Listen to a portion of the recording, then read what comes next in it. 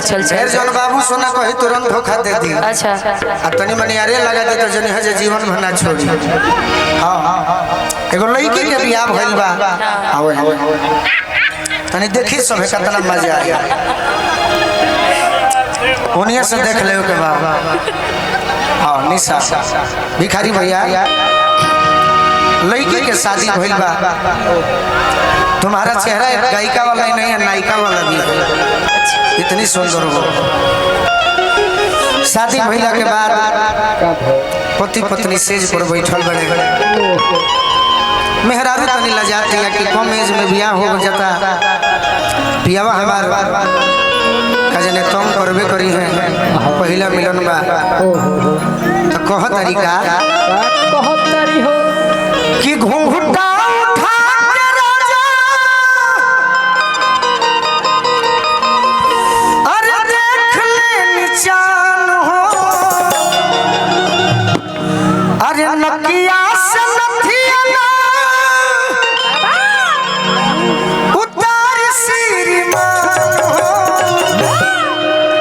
मिलन हो चौथारी हो कि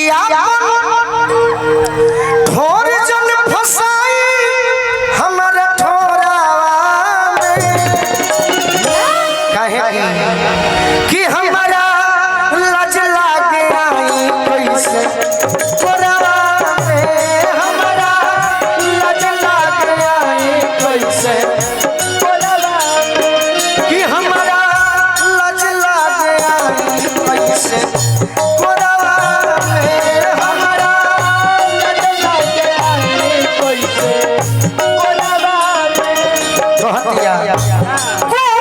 शरीर बाटे कचबाऊ मरिया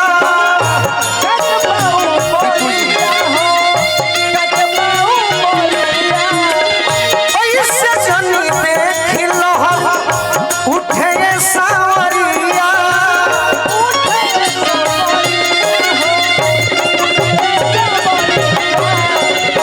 किया बड़ जन फसाई हमरा तोड़ा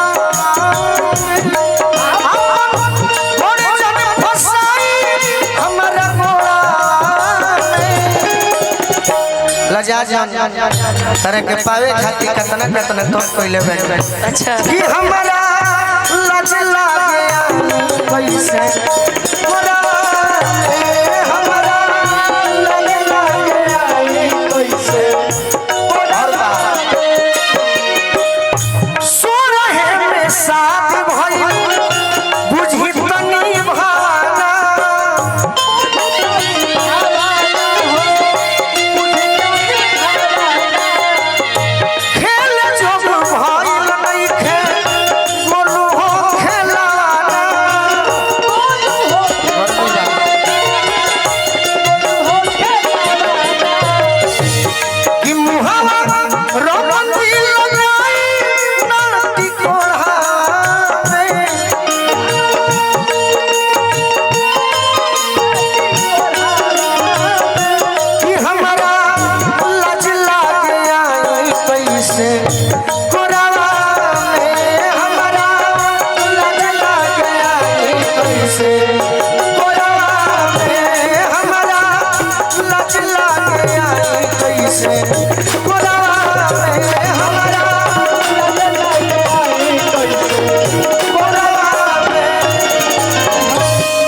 यही टाइप है कुछ का।